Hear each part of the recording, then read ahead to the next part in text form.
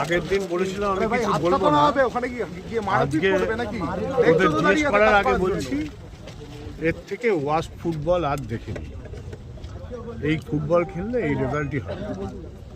অস্কারকে ছাড়ার ক্ষমতা আমাদের এখানে নেই, এটা বুঝতে হবে।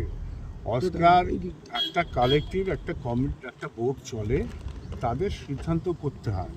তোরা ভাবছিস ক্লাবের হাতে ক্ষমতা আছে, ক্লাবের হাতে কোনো ক্ষমতা নেই।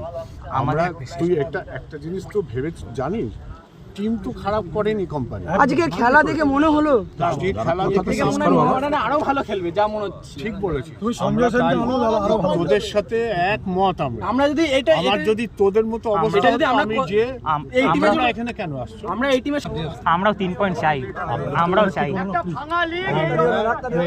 শিক্ষা দীক্ষা জ্ঞান বুদ্ধি সব আছে। ক্লাবের কি ক্ষমতা আছে আপনি কি জানেন? কি করতে পারে ক্লাব? পরে ফোন করছি। প্লেয়ার গুলো আজ এই অবস্থা কেন চোট পাচ্ছে? এখন তো টুর্নামেন্ট অনেক কমে গেছে। আমি বলছি আমাদের কোচের হাতে দায়িত্ব। কোচকে ইন্টারফেয়ার করলে লোকে বলবে কোচকে ইন্টারফেয়ার করছে, আবার কোচকে না বললে তার আবার ক্ষমতা আমাদের নেই।